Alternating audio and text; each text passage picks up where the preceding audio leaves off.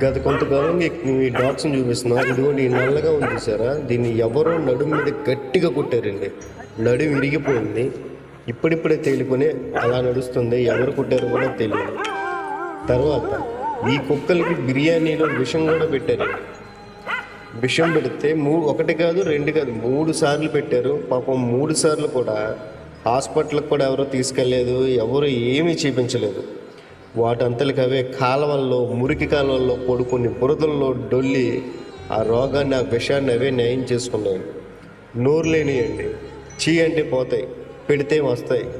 వాటికి ఏముంటుందండి పెద్ద ఆశ.